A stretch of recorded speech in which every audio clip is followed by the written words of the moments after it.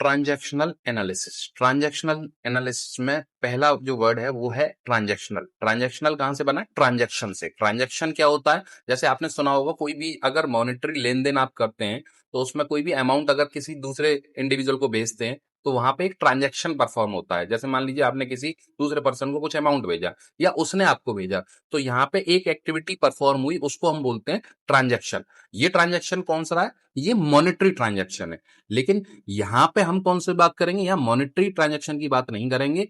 इसी ट्रांजैक्शन के बेसिस पे एक वर्ड है ट्रांजैक्शनल। इसमें हम ट्रांजैक्शनल एनालिसिस की बात करेंगे। ट्रांजैक्शनल एनालिसिस बेसिकली क्या है और किस तरीके से इसका इंप्लीमेंटेशन है वो हम यहाँ डिस्कस करते हैं। ट्रांजैक्शनल एनालिसिस एक बेसिकली साइकोलॉजिकल अप्रोच है जिसका जो यूज है हम यह समझने के लिए करते हैं कि लोग एक दूसरे के साथ कम्युनिकेट कैसे करते हैं और इंटरेक्शन कैसे करते हैं। ये ट्रांजैक्शनल एनालिसिस है। यहाँ पे देखते हैं, this means that transactional analysis is a way of understanding how people think, act and interact. ये क्या है? ट्रांजैक्शनल एनालिसिस एक वे ऑफ अंडरस्टैंडिंग, चीजों को समझने का एक तरीका है जिसमें how people think, act and interact, कैसे लोग सोचते हैं, एक्ट कैसे करते हैं, इंटरेक्ट कैसे करते हैं। और it can assist an individual in, ये किसी भी इंडिविजुअल की हेल्प कर सकता है। किसमें? वो देखते हैं हम, कम्युनिकेशन करने में, इमोशन मैनेजमेंट में, रिलेशनशिप बिल्डिंग में और कॉन्फ्लिक्ट रेजोल्यूशन में। क्या है ये? इसका मतलब कि कोई एक इंडिविजुअल कैसे कम्युनिकेट कर रहा है उसमें असिस्ट करेगा। जब कोई बंदा, कोई इंडिविजुअल कम्युनिकेशन कर रहा है तो उस ड्यूरेशन में इमोशंस को कैसे कंट्रोल और मैनेज कर रहा है उसमें हेल्प करेगा। जब कम्युनिकेशन कर रहा है तो उस कम्युनिकेशन में रिलेशनशिप बिल्डिंग कैसे करता है इसमें हेल्प करेगा। अगर उस कम्युनिकेशन में कोई भी कंफ्लिक्ट आता है तो उसका सॉल्यूशन साथ के साथ वो अपनी बातचीत में ही कैसे करता है इसमें हेल्प करता है। तो देखो, अगर आप इसको थोड़ा सा, अभी डेफिनेशन पे हम आने वाले हैं, डेफिनेशन टर्म से पहले ही हम समझते हैं। तो ट्रांजैक्शनल एनालिसिस से यहाँ पे मतलब है कि जब कोई एक इंडिविजुअल दूसरे इंडिविजुअल के साथ इंटरेक्शन करता है तो इन सारे पॉइंट्स को कंसिडरेशन के साथ करता है जिससे कम्युनिकेशन इफेक्टिव हो, अपनी बात को दूसरे को समझाया जा सके। ठीक है, यहाँ पे डेफिनेशन हम देखते हैं। Transactional analysis is the method used to analyse this process of transactions in communication with others. क्या है? ट्रांजैक्शनल एनालिसिस एक मेथड है जो कि यूज किया जाता है ट्रांजैक्शंस के तरीके से, किसमें? कम्युनिकेट करने में दूसरे लोगों के साथ। बिल्कुल सिंपल वे में कहें कि दूसरे लोगों के साथ कम्युनिकेट करने में जिन चीजों को एनालाइज किया जाता है वही ट्रांजैक्शनल एनालिसिस है। It requires us to be aware of how we feel, think and behave during interaction with others. हाँ, मेन पार्ट ये। साथ में इसमें क्या रिक्वायरमेंट होती है कि जब आप दूसरे के साथ इंटरेक्ट कर रहे होते हो तो आप कैसा फील कर रहे हो, कैसा सोच रहे हो, कैसा बिहेव कर रहे हो ड्यूरिंग दैट इंटरेक्शन, ये इसमें एक मेन पार्ट है। ठीक है, क्योंकि इसमें तब निकल के आएगा ईगो वाला। बात समझना, जब आप एज अ इंडिविजुअल दूसरे इंडिविजुअल के साथ कोई भी बिहेव कर रहे हो, कोई भी बातचीत कर रहे हो, तो उसमें कैसा ईगो है आपका, नॉर्मलाइज है, स्पेशल है, तो किस टाइप से आप बिहेव कर रहे हो, किस टाइप से फील कर रहे हो, किस टाइप से सोच रहे हो, वो एक दूसरे के साथ बिहेव करने में, एक दूसरे के साथ कम्युनिकेट करने में, वो यहाँ पे एक मेन पार्ट है। ठीक है, तो ट्रांजैक्शनल एनालिसिस को शॉर्ट में टीए भी बोलते हैं। इसकी शुरुआत कैसे हुई? It's a psychoanalytic theory and therapy method created by psychiatric Eric Berne in 1950। Eric Berne ने इसको 1950 में दिया। और इसकी 3 ईगो स्टेजेस होती हैं मेन, जब कोई भी इंडिविजुअल का दूसरे इंडिविजुअल के साथ कम्युनिकेशन एक्टिविटी परफॉर्म होती है तो 3 टर्म होते हैं जिसको हम यहाँ क्या कहते हैं? An entire system of thought, feeling and behaviour from which we interact with each other. पूरा कम्युनिकेशन का जो प्रोसेस, डिस्कशन का जो प्रोसेस, उसको एंटायर सिस्टम बोल रहा है। ये थॉट, सोचने का, फीलिंग, फील करने का, बिहेवियर, अपने बिहेवियर पैटर्न का, from which we interact with each other, जिसमें एक दूसरे के साथ इंटरेक्शन होता है। तो TA believes that every individual operates from 3 ego stage. तो ट्रांजैक्शनल एनालिसिस का ये एक कंसिडरेशन था कि जब कोई भी इंडिविजुअल इंटरेक्ट करता है दूसरे इंडिविजुअल के साथ तो नॉर्मली ये 3 टाइप के ईगो जो होते हैं वो आते हैं। कौन कौन से होते हैं? Parent ego state, adult ego state और चाइल्ड ईगो स्टेट। तो ये इस ट्रांजैक्शनल एनालिसिस का कहना था कि ये इस 3 टाइप के ये ईगो आते हैं। ये कौन कौन से आते हैं ये हम डिटेल में देखते हैं। देखिए यहाँ पे लिखा हुआ parent ego state, adult ego state, child ego state. तीनों को मैं बहुत सिंपल वे में समझाता हूं, ये ईगो किस तरीके से बातचीत के ड्यूरेशन में आते हैं। पहला है parent ego, behaviours, thoughts and feelings from parents and parent figure. इसका मतलब क्या है कि अगर किसी भी डिस्कशन के ड्यूरेशन में, किसी भी इंडिविजुअल के साथ डिस्कशन के ड्यूरेशन में आप रूल्स की बात कर रहे हो, एडवाइस की बात कर रहे हो, अथॉरिटी वाला बिहेवियर दिखा रहे हो, मीन्स ऐसी चीजों को कौन करता, पेरेंट करते हैं।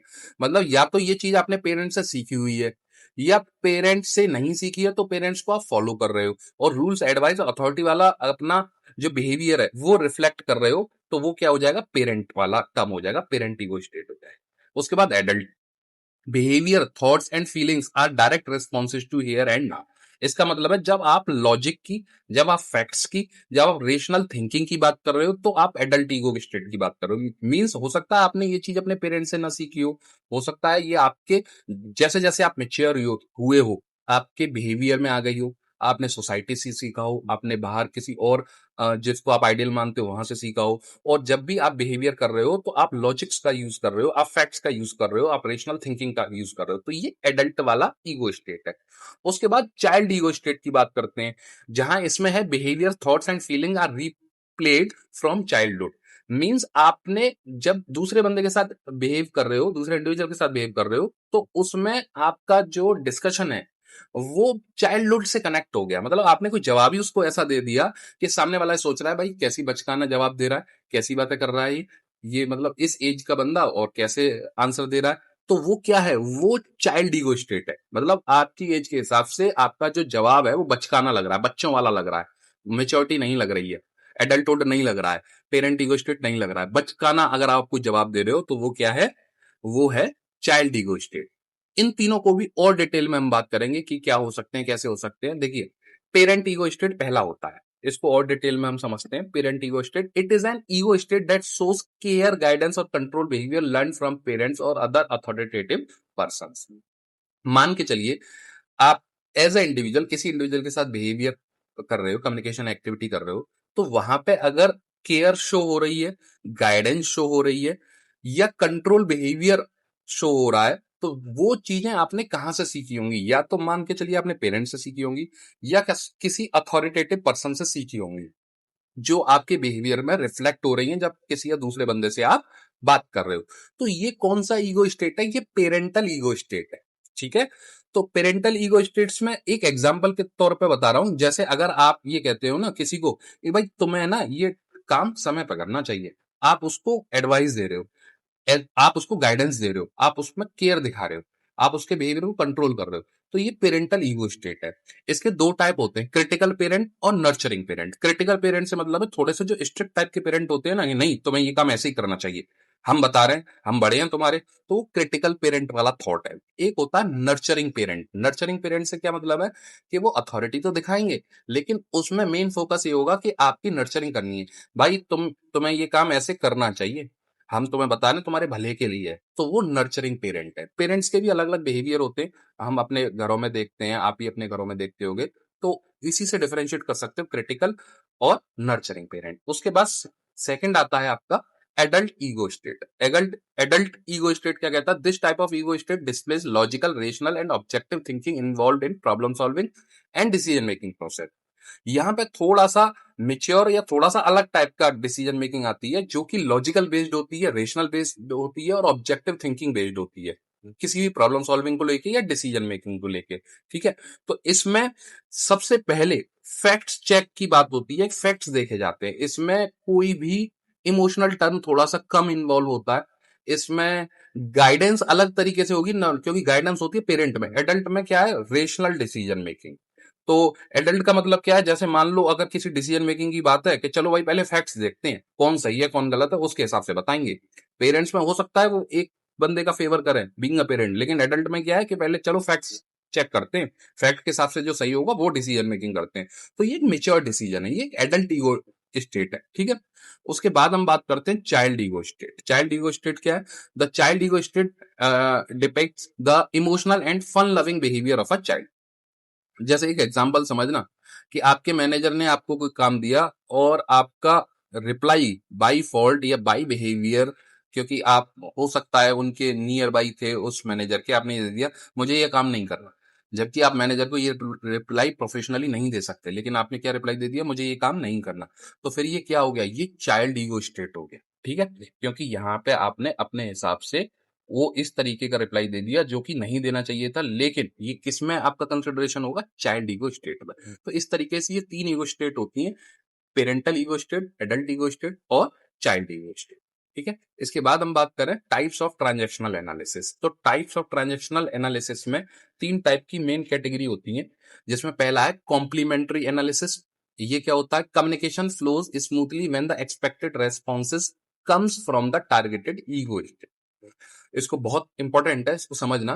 कम्युनिकेशन फ्लोज स्मूथली, कम्युनिकेशन बहुत स्मूथली फ्लो होता है when the expected response comes from the targeted ego state. किस तरीके से? एग्जांपल समझना, बहुत अच्छा है। मैनेजर ने कहा, when will you submit the report? आप रिपोर्ट को कब सबमिट करोगे? मैनेजर ने बोला।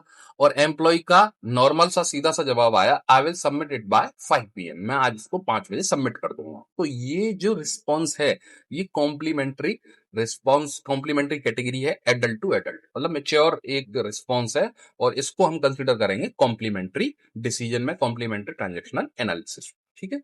दूसरा आता है क्रॉस्ड। क्रॉस्ड में क्या होता है? Communication breaks down when an unexpected और मिसमैच्ड ईगो स्टेट रेस्पॉन्ड। कि किसी ने कुछ कहा लेकिन उसका जो रिस्पॉन्स आया वो अनएक्सपेक्टेड आया, और वो क्वेश्चन से मिसमैच कर गया, जहां पे वो उस इस टाइप का रिस्पॉन्स नहीं आना चाहिए था। जैसे मैनेजर ने कहा, when will you submit the report? आप इस रिपोर्ट को कब सबमिट करोगे? तो एम्प्लॉय का क्या जवाब है? Why do you always ask मी? आप मेरे से ही हमेशा क्यों पूछते हो? तो ये क्या है? ये क्वेश्चन एडल्ट के साथ जो रिस्पॉन्स आया वो चाइल्डहुड वाला आया, चाइल्ड रिस्पॉन्स आया। तो यहां पे क्या है? क्रॉस्ड है, ये अनएक्सपेक्टेड और मिसमैच ईगो स्टेट रिस्पॉन्स है। ठीक है। तो पहला वाला कॉम्प्लीमेंट्री था जहां एडल्ट एडल्ट था, ये क्रॉस्ड है जहां एडल्ट और चाइल्ड है। ठीक है। क्योंकि रिस्पॉन्स यहाँ पे क्रॉस्ड वाले में जैसा आना चाहिए था वैसा नहीं आया, क्योंकि भाई मैनेजर से आप ये थोड़ा ना कह सकते why do you always ask me when I have to submit the report, ये नहीं कह सकते। लेकिन अगर रेस्पॉन्स दिया है तो ये चाइल्डहुड वाला रिस्पॉन्स है, चाइल्ड बिहेवियर वाला रिस्पॉन्स है, तो इसी वजह से हम इसको बात कर रहे हैं एडल्ट और चाइल्ड में। उसके बाद हम बात करते हैं अल्टेरियर, ऑल्टर। ऑल्टेरियर्स कहां से है? ये ऑल्टर से है, समझना इसको। Hidden motive exist where a social message mask का डिफरेंट साइकोलॉजिकल मीनिंग। इसमें रिप्लाई में क्वेश्चन तो पूछा जाएगा, लेकिन जो रिप्लाई होगा वो हिडन होगा, क्लियरली रिप्लाई नहीं होगा। ये ऑल्टेरियर वो है, ट्रांजेक्शनल एनालिसिस है। एग्जांपल से समझिएगा, जहां पे एम्प्लॉय कह रहा है, एम्प्लॉय पूछ रहा है मैनेजर से, can I leave early today? ये टुडे के बाद जो यू है ना, ये स्पेलिंग एरर है, इसको कंसीडर मत करिएगा। Can I leave early today? Question mark है, मतलब एम्प्लॉय ने पूछा। तो मैनेजर क्या रिप्लाई दे रहा है? Is your work finished? क्या आपका काम पूरा हो गया है? तो यहां पे मैनेजर ने क्लियरली मना नहीं किया है, लेकिन उस रिप्लाई में ही मना हिडन है। तो ये जो रिप्लाई है वो ऑल्टर वाला रिप्लाई है, मतलब सीधा रिप्लाई ना देके, डायरेक्ट मना ना करके इनडायरेक्ट मना है कि जब काम ही पूरा नहीं हुआ है तो फिर पूछने की क्या जरूरत कि मैं अभी जल्दी जा सकता हूं। एम्प्लॉय ने पूछा can I leave early today, लेकिन मैनेजर ने क्या रिप्लाई दिया? Is your work finished? आपका काम पूरा हो गया है। इसका मतलब आपका काम पूरा नहीं हुआ है तो जाने की बात ही क्यों कर रहे हो? तो ये है अल्टेरियर ट्रांजेक्शनल एनालिसिस। तो आई थिंक आपके समझ में आ गया होगा। तो ये सारा इंपॉर्टेंट टर्म है ट्रांजेक्शनल एनालिसिस का।